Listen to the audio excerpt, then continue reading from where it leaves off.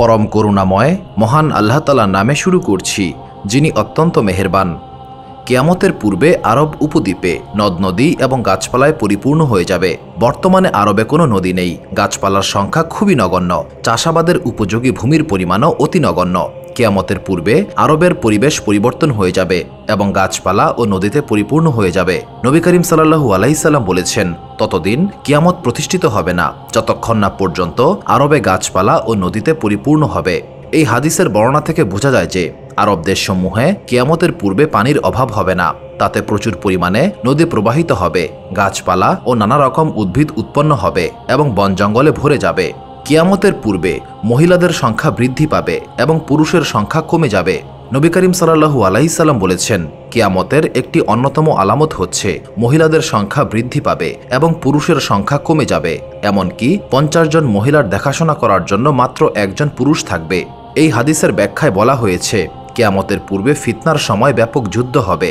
যুদ্ধে যেহেতু কেবল পুরুষরাই অংশগ্রহণ করে থাকে, তাই যুদ্ধে অংশগ্রহণ করে পুরুষরা বেশি সংখ্যক অকাতরে নিহত হবে। ফলে পুরুষের তুলনায় নারীর সংখ্যা বৃদ্ধি পাবে। ইমাম ইবনে হাজার আসকালানী রহমতুল্লাহি আলাইহি এই মতটিকে প্রত্যাখ্যান করে বলেছেন, এই হাদিসের প্রকাশ্য অর্থ হচ্ছে কোনো কারণ ছাড়াই শুধুমাত্র কিয়ামতের আলামত হিসেবে নারীর সংখ্যা বৃদ্ধি পাবে। মহান আল্লাহ তাআলা আখিরি জমানায় পুরুষের তুলনায় বেশি পরিমাণ নারী সৃষ্টি করবেন। বর্তমানে এই আলামতটি প্রকাশিত হয়েছে। কোনো দেশে জরিপ করে দেখা গেছে পুরুষের তুলনায় নারীর সংখ্যা অনেক বেশি, ভবিষ্যতে আরও বৃদ্ধি পাবে। মোট কথা, স্বভাবগত ও যুদ্ধগত উভয় কারণেই পুরুষের সংখ্যা কমতে পারে। কিয়ামতের পূর্বে ফোরাত নদী থেকে স্বর্ণের পাহাড় বের হবে। কিয়ামতের একটি অন্যতম আলামত হচ্ছে ফোরাত নদী থেকে একটি স্বর্ণের পাহাড় বের হবে। নবী করিম সাল্লাল্লাহু আলাইহি সাল্লাম বলেছেন, ততদিন পর্যন্ত কিয়ামত প্রতিষ্ঠিত হবে না যতক্ষণ না পর্যন্ত ফোরাত নদী থেকে একটি স্বর্ণের পাহাড় বের হবে। মানুষেরা এটাকে দখল করার জন্য যুদ্ধে লিপ্ত হবে। এই যুদ্ধে শতকরা 99 জন নিহত হবে। তাদের প্রত্যেকেই বলবে, আমি এই যুদ্ধে রেহাই পেয়ে যাব এবং স্বর্ণের পাহাড়টি দখল করে নেব। রাসূলুল্লাহ সাল্লাল্লাহু আলাইহি সাল্লাম আরও বলেছেন, অচিরেই ফোরাত নদী থেকে একটি স্বর্ণের গুপ্তধন বের হবে। সেই সময় যে ব্যক্তি সেখানে উপস্থিত থাকবে সে যেন তা থেকে কিছুই গ্রহণ না করে। কিয়ামতের পূর্বে নতুন মাসের চাঁদ ওঠার সময় বড় হয়ে উদিত হবে। মাসের প্রথম দিন আমরা চাঁদকে একেবারে চিকন ও সরু অবস্থায় উদিত হতে দেখি, কিন্তু কিয়ামতের নিকটবর্তী সময়ে চাঁদ প্রথম দিন থেকেই অনেক বড় হয়ে উদিত হবে। দেখে মনে হবে এটা 1 বা 2 দিনের চাঁদ। নবী করিম সাল্লাল্লাহু আলাইহি সাল্লাম বলেছেন, কিয়ামত নিকটবর্তী হওয়ার আলামত হচ্ছে চন্দ্র মোটা হয়ে উদিত হবে। বলা হবে এটি 2 দিনের চাঁদ। কিয়ামতের পূর্বে ভূমিকম্প বৃদ্ধি পাবে। নবী করিম সাল্লাল্লাহু আলাইহি সাল্লাম বলেছেন, বেশি বেশি ভূমিকম্প না হওয়া পর্যন্ত কিয়ামত প্রতিষ্ঠিত হবে না। ইমাম ইবনে হাজার আসকালানী রহমতুল্লাহি আলাইহি বলেন, উত্তর, পূর্ব ও পশ্চিমাঞ্চলের অনেক দেশেই বহু ভূমিকম্পের ঘটনা ঘটেছে। বর্তমানে আমরা প্রায়শই পত্রপত্রিকায় ও বিভিন্ন প্রচার মাধ্যমে অনেক দেশে ভূমিকম্পের খবর শুনতে পাই। হতে পারে এগুলোই কিয়ামতের আলামত হিসেবে প্রকাশিত হয়েছে। যদি তা না হয়ে থাকে তবে আমরা বলবো এইসব কিয়ামতের আলামত হিসেবে প্রকাশিতব্য ভূমিকম্পের প্রাথমিক পর্যায়স্বরূপ।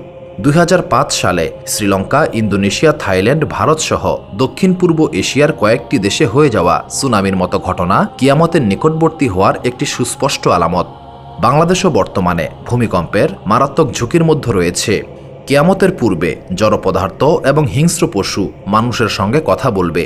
কিয়ামতের পূর্ব মুহূর্তে হিংস্র প্রাণী এবং জড় পদার্থ মানুষের সঙ্গে কথা বলবে। মহান আল্লাহ রাব্বুল পাক আলামিন মানুষকে কথা বলার শক্তি দিয়েছেন। তিনি অন্যান্য সৃষ্টিজীবকেও কথা বলার ক্ষমতা দিতে মোটেও অক্ষম নন। ইমাম আহমদ রহমতুল্লাহি আলাইহি আবু সাঈদ খুদরি রাদিয়াল্লাহু তাআলা আনহু থেকে বর্ণনা করেন, এক রাখাল মাঠে ছাগল চড়াচ্ছিল। হঠাৎ একটি নেকড়ে বাঘ এসে একটি ছাগলের উপর আক্রমণ করবে। বাঘের পেছনে ধাওয়া করে ছাগলটিকে ছিনিয়ে আনলো। বাঘটি একটি টিলার উপর উঠে বলতে লাগলো, তুমি কি মহান আল্লাহ তাআলাকে ভয় করো না? মহান আল্লাহ তাআলা আমাকে রিজিক দিয়েছেন এবং তুমি তা ছিনিয়ে নিলে। রাখাল বলল, কি আশ্চর্য ব্যাপার, মানুষের মতো বাঘও আমার সঙ্গে কথা বলছে। বাঘ বলল, আমি কি তোমাকে এর চেয়ে আজব খবর দেব? মদিনায় অতীতে যা ঘটেছে এবং আগামীতে যা ঘটবে তার সম্পর্কে রাসূলুল্লাহ সাল্লাল্লাহু আলাইহি সাল্লাম মানুষকে সংবাদ দিয়েছেন। রাখাল তার ছাগলের পাল নিয়ে মদিনায় প্রবেশ করে ছাগলগুলোকে এক স্থানে রেখে রাসূলুল্লাহ সাল্লাল্লাহু আলাইহি সাল্লামের নিকট সমস্ত ঘটনা খুলে বললেন। এতক্ষণে নামাজের সময় হয়ে গেল। নামাজ পড়া শেষ করে রাসূলুল্লাহ সাল্লাল্লাহু আলাইহি সাল্লাম বললেন, তুমি সবার সামনে এই ঘটনা খুলে বলো। রাখাল সমস্ত ঘটনা বর্ণনা করল। রাসূলুল্লাহ সাল্লাল্লাহু আলাইহি সাল্লাম বললেন, রাখাল সত্যই বলেছে। মহান আল্লাহ তাআলার শপথ, যার হাতে আমার প্রাণ, ততদিন পর্যন্ত কিয়ামত সংঘটিত হবে না যতক্ষণ না পর্যন্ত হিংস্র প্রাণী মানুষের সঙ্গে কথা বলবে, মানুষ তার হাতের লাঠির সঙ্গে কথা বলবে, পায়ের জুতার সঙ্গে কথা বলবে, এমনকি ঘরের স্ত্রী তার স্বামীর অনুপস্থিতিতে কি করেছে শরীরের অঙ্গ প্রত্যঙ্গ তা বলে দেবে। কিয়ামতের পূর্বে মানুষের ধন সম্পদ বৃদ্ধি পাবে। কিয়ামতের অন্যতম আলামত হচ্ছে মানুষের ধন সম্পদ বৃদ্ধি পাবে, ফকির মিসকিন খুঁজে পাওয়া যাবে না, সাদকা ও জাকাতের টাকা নিয়ে খোঁজাখুঁজি করেও নেওয়ার মতো লোক পাওয়া যাবে না। নবী করিম সাল্লাল্লাহু আলাইহি সাল্লাম বলেছেন, ততক্ষণ পর্যন্ত কিয়ামত প্রতিষ্ঠিত হবে না যতক্ষণ না পর্যন্ত মানুষের ধন সম্পদ বৃদ্ধি পাবে এবং জাকাতের মাল নিয়ে মানুষ সংকটে পড়বে। জাকাতের মাল মানুষের নিকট পেশ করা হলে সে বলবে, এতে আমার কোনো প্রয়োজন নেই। কিয়ামতের এই আলামতটি একাধিক সময়ে প্রকাশিত হবে। হজরত ওমর ইবনে আব্দুল আজিজের শাসনের সময়ে তা প্রকাশিত হয়েছিল। হজরত ইয়াকুব ইবনে সুফিয়ান বলেন, ওমর ইবনে আব্দুল আজিজের শাসনামলে লোকেরা প্রচুর ধনসম্পদ নিয়ে আমাদের নিকট আগমন করত। তারা আমাদেরকে বলতো, তোমরা যেখানে প্রয়োজন মনে করবে সেখানে এই সম্পদগুলোকে বিতরণ করে দিও। গ্রহণ করার মতো লোক না পাওয়া যাওয়ায় অবশেষে আমরা তাদের নিকট থেকে কেউ মাল গ্রহণ করতে রাজি হইনি। পরিশেষে তারা মাল ফেরত নিতে বাধ্য হলো। মোট কথা, তার শাসনামলে জাকাত নেওয়ার মতো লোক ছিল না। কিয়ামতের এই আলামতটি ইমাম মাহদীর আমলে পুনরায় প্রকাশিত হবে। কিয়ামতের পূর্বে ব্যবসা বাণিজ্য ছড়িয়ে পড়বে। কিয়ামতের একটি অন্যতম আলামত হচ্ছে মানুষের মধ্যে ব্যবসা বাণিজ্য ছড়িয়ে পড়বে। রাসূলুল্লাহ সাল্লাল্লাহু আলাইহি সাল্লাম বলেছেন, কিয়ামতের পূর্বে কেবল পরিচিত মানুষদেরকেই সালাম দেওয়া হবে, ব্যবসা বাণিজ্য ছড়িয়ে পড়বে। এমনকি স্ত্রী লোকেরা তাদের স্বামীদেরকে ব্যবসার কাজে সহযোগিতা করবে। বর্তমানকালে এই আলামতটি কিন্তু প্রকাশিত হয়ে গেছে। শহরে, গ্রামগঞ্জে এবং রাস্তার পাশে ব্যাপকভাবে দোকানপাট বৃদ্ধি পেয়েছে। মহিলারাও এতে পিছিয়ে নেই, তারাও স্বামীদের সঙ্গে ব্যবসা বাণিজ্যে অংশ নিচ্ছে। ধন সম্পদ উপার্জন ও সঞ্চয়ে তারা একে অপরের সঙ্গে প্রতিযোগিতায় লিপ্ত হচ্ছে। কিয়ামতের পূর্বে বড় বড় দালান কোঠা নির্মাণের প্রতিযোগিতা হবে। সহিহ মুসলিম শরীফে ওমর রাদিয়াল্লাহু তাআলা আনহু থেকে বর্ণিত হয়েছে, একবার জিব্রাইল আলাইহিস সালাম মানুষের আকৃতি ধারণ করে ধবধবে সাদা পোশাক পরিধান করে নবী করিম সাল্লাল্লাহু আলাইহি সাল্লামের নিকটে এসে ইসলাম, ঈমান এবং ইহসান সম্পর্কে প্রশ্ন করলেন। নবী করিম সাল্লাল্লাহু আলাইহি সাল্লাম এই প্রশ্নগুলোর উত্তর দিলেন। এরপর তিনি কিয়ামতের সময় সম্পর্কে জিজ্ঞাসা করলেন। উত্তরে নবী করিম সাল্লাল্লাহু আলাইহি সাল্লাম বলেন, এই বিষয়ে আমি যতটুকু জানি আপনিও ততটুকুই জানেন, অর্থাৎ এই বিষয়ে আমি আপনার চেয়ে খুব বেশি কিছু জানি না। এরপর জিব্রাইল আলাইহিস সালাম বললেন, তাহলে আমাকে কিয়ামতের আলামত সম্পর্কে কিছু বলুন। তখন রাসূলুল্লাহ সাল্লাল্লাহু আলাইহি সাল্লাম বললেন, যখন তুমি দেখবে দাসী তার মনিবকে জন্ম দিচ্ছে এবং এক সময়ের বস্ত্রহীন, অভাবী এবং উট ছাগলের রাখালেরা বড় বড় দালান কোঠা তৈরি করছে, তখন তুমি মনে করবে কিয়ামত নিকটবর্তী হয়ে গেছে। হাদিসে বর্ণিত কিয়ামতের এই আলামতটি অতি সুস্পষ্টভাবে প্রকাশিত হয়েছে এবং রাসূলুল্লাহ সাল্লাল্লাহু আলাইহি সাল্লামের বাণী বাস্তবে রূপ নিয়েছে। এক সময় যে সমস্ত মানুষের নিকট ধন সম্পদ ছিল না, পরনে ভালো পোশাক ছিল না, যারা অপরের বাড়িতে রাখালি করে জীবন ধারণ করত, তাদের নিকট প্রচুর ধন সম্পদ হওয়ার কারণে তারা বহুতল বিশিষ্ট ভবন নির্মাণের প্রতিযোগিতায় লিপ্ত হয়েছে। এমনিভাবে কিয়ামতের পূর্বে মানুষের আসল অবস্থার পরিবর্তন হয়ে যাবে। যারা মর্যাদার হকদার নয় তাদেরকে সম্মানজনক পদে অধিষ্ঠিত করা হবে। আমানতদারকে বিশ্বাস করা হবে না, বরং খিয়ানতকারীকে আমানতদার হিসেবে গ্রহণ করা হবে। কিয়ামতের পূর্বে ঘন ঘন বাজার হবে। আজ থেকে প্রায় 1000 বছর পূর্বে নবী করিম সাল্লাল্লাহু আলাইহি সাল্লাম বলেছেন, ততক্ষণ পর্যন্ত কিয়ামত হবে না যতক্ষণ না পর্যন্ত ঘন ঘন বাজার হবে। নবী করিম সাল্লাল্লাহু আলাইহি সাল্লামের এই বাণী সত্যে পরিণত হয়েছে। পৃথিবীর সকল স্থানেই একই সময়ে ঘন ঘন বাজার হয়ে গেছে। আজকের প্রেক্ষাপটে আমরা যদি বাংলাদেশের জেলাসমূহের দিকে দৃষ্টি দেই, তাহলে দেখা যাবে সকল অঞ্চলেই ঘন ঘন বাজার তৈরি হয়েছে। এমন কোনো রাস্তার মোড় পাওয়া যাবে না যেখানে বাজার নেই।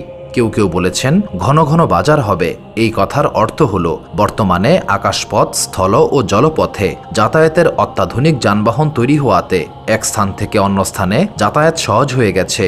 তাই বাজার দূরে দূরে হলেও অল্প সময়ে এক বাজার থেকে অন্য বাজারে যাওয়া যায় বিধায় বাজারগুলো খুবই কাছাকাছি মনে হয়।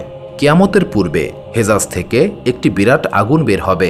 নবী করিম সাল্লাল্লাহু আলাইহি সাল্লামের একটি সহিহ হাদিসে বর্ণিত হয়েছে, কিয়ামতের পূর্বে পূর্ব হেজাজের জমিন থেকে বড় একটি আগুন বের হবে। এই আগুনের আলোতে সিরিয়ার বসরা নামক স্থানের উটের গলা পর্যন্ত আলোকিত হয়ে যাবে। নবী করিম সাল্লাল্লাহু আলাইহি সাল্লাম বলেছেন, হেজাজের ভূমি থেকে একটি আগুন প্রকাশিত না হওয়া পর্যন্ত কিয়ামত হবে না। এই আগুনের আলোতে বসরায় অবস্থানরত উটের গলা পর্যন্ত আলোকিত হয়ে যাবে। নবী করিম সাল্লাল্লাহু আলাইহি সাল্লামের ভবিষ্যৎবাণী সত্যে পরিণত হয়েছে। ইমাম নববী রহমতুল্লাহ আলাইহে বলেন, 654 হিজরিতে আমাদের জমানায় উল্লেখিত ঘটনা সংঘটিত হয়ে গেছে। এটি বিরাট একটি আগুন ছিল। পবিত্র মদিনার পূর্ব দিক থেকে তা প্রকাশিত হয়েছিল। 1 মাস পর্যন্ত এই আগুনটি স্থায়ী ছিল। কিয়ামতের পূর্বে সময় খুব দ্রুত চলে যাবে। কিয়ামতের পূর্বে মুহূর্তের মধ্যেই সময় চলে যাচ্ছে বলেই মনে হবে। রাসূলুল্লাহ সাল্লাল্লাহু আলাইহি সাল্লাম বলেছেন, সময় ছোট হয়ে যাওয়ার আগ পর্যন্ত কিয়ামত প্রতিষ্ঠিত হবে না। 1 বছরকে 1 মাসের মতো মনে হবে, 1 মাসকে 1 সপ্তাহের মতো মনে হবে, 1 সপ্তাহকে 1 দিনের মতো মনে হবে এবং 1 দিনকে 1 ঘন্টার সমান মনে হবে। আলেমরা সময় খাটো হয়ে যাওয়ার কয়েকটি অর্থ করেছেন। 1. সময় ছোট হয়ে যাওয়ার অর্থ হচ্ছে সময়ের বরকত কমে যাওয়া। আল্লামা ইবনে হাজার আসকালানী রহমতুল্লাহ আলাইহে বলেন, আমাদের সময়ে এই আলামতটি প্রকাশিত হয়েছে। সময় দ্রুত চলে যাচ্ছে, অথচ আমাদের পূর্বের যুগে এমনটা মনে হতো না। কেউ কেউ বলেছেন, ইমাম মাহদী আলাইহিসসালামের যুগে এই ঘটনা সংঘটিত হবে, কেননা তখন মানুষের মধ্যে চরম সুখ শান্তি বিরাজ করবে। কারণ সুখ শান্তি ও আনন্দের মুহূর্তে সময় দীর্ঘ হলেও খাটো মনে হয়, আবার দুঃখ ও কষ্টের মুহূর্তে সময় অল্প হলেও তা অনেক লম্বা মনে হয়। কেউ কেউ বলেছেন, কিয়ামতের পূর্বে প্রকৃতভাবেই সময় ছোট হয়ে যাবে এবং তা দ্রুত চলে যাবে। সেই হিসেবে এখনও তা ঘটেনি, তবে কিয়ামতের পূর্বে তা অবশ্যই আগমন করবে এবং রাসূলুল্লাহ সাল্লাল্লাহু আলাইহি সাল্লামের বাণী বাস্তবে রূপ নেবে। কিয়ামতের পূর্বে বিভিন্ন ধরনের ফিতনার আবির্ভাব ঘটবে। নবী করিম সাল্লাল্লাহু আলাইহি সাল্লাম বলেছেন, এই উম্মতের প্রথম যুগের মুমিনদেরকে ফিতনা থেকে হেফাজতে রাখা হয়েছে। আখেরি জমানায় এই উম্মতকে বিভিন্ন ধরনের ফিতনা ও বিপদে ফেলে পরীক্ষা করা হবে। কিয়ামতের পূর্বে সত্য ও মিথ্যার মাঝে পার্থক্য করা কঠিন হয়ে যাবে এবং ঈমান নিয়ে বেঁচে থাকাই কষ্টকর হবে। একে অপরের উপর তলোয়ার উঠাবে, ব্যাপক রক্তপাত ও প্রাণহানি ঘটবে। রাসূলুল্লাহ সাল্লাল্লাহু আলাইহি সাল্লাম সকল ধরনের ফিতনা থেকে উম্মতকে সাবধান করেছেন এবং বাঁচার উপায়ও বলে দিয়েছেন। হযরত আমর বিন আক্তাব রাদিয়াল্লাহু তাআলা আনহু বলেছেন, একদিন নবী করিম সাল্লাল্লাহু আলাইহি সাল্লাম আমাদেরকে নিয়ে ফজরের নামাজ আদায় করলেন। এরপর মিম্বরে উঠে জোহরের নামাজ পর্যন্ত ভাষণ দিলেন। জোহরের নামাজ আদায় করে পুনরায় ভাষণ শুরু করে আসর পর্যন্ত ভাষণ দিলেন। এরপর আসরের নামাজ আদায় করে সূর্যাস্ত পর্যন্ত ভাষণ দিলেন। এই দীর্ঘ ভাষণে তিনি কিয়ামতের পূর্ব পর্যন্ত যা যা হবে সবই বলে দিয়েছেন। আমাদের মধ্যে যারা সবচেয়ে জ্ঞানী তারা এইগুলো মুখস্থ করে রেখেছেন। কিয়ামতের পূর্বে ফিতনাগুলো একটির চেয়ে অপরটি ভয়াবহ হবে, এমনকি ফিতনায় পড়ে মানুষ দিন থেকে বের হয়ে যাবে। প্রিয় নবী হযরত মুহাম্মদ সাল্লাল্লাহু আলাইহি সাল্লাম বলেছেন, নিশ্চয়ই কিয়ামতের পূর্বে অন্ধকার রাতের মতো ঘন কালো অনেক ফিতনার আবির্ভাব হবে। সকালে একজন মানুষ মুমিন অবস্থায় ঘুম থেকে জাগ্রত হবে, বিকালে সে কাফেরে পরিণত হবে। বহু সংখ্যক মানুষ ফিতনায় পড়ে দুনিয়ার সামান্য স্বার্থের বিনিময়ে তাদের চরিত্র ও আদর্শ বিক্রি করে দেবে। আরেকটি বর্ণনায় রয়েছে, তোমাদের একজন দুনিয়ার সামান্য সম্পদের বিনিময়ে তার দিনকে বিক্রি করে দেবে। প্রিয় দর্শক মণ্ডলী, প্রতিদিন নতুন নতুন ভিডিও পেতে আমাদের চ্যানেলটি অবশ্যই সাবস্ক্রাইব করুন এবং পাশে থাকা বেল আইকনটি প্রেস করতে অবশ্যই ভুলবেন না এবং সেই সাথে আপনার যে কোনো মতামত আমাদের জানাতে আমাদের ভিডিওতে অবশ্যই কমেন্ট করুন। আশা করি আপনারা সবাই ভালো থাকবেন এবং সুস্থ থাকবেন। আসসালামু আলাইকুম।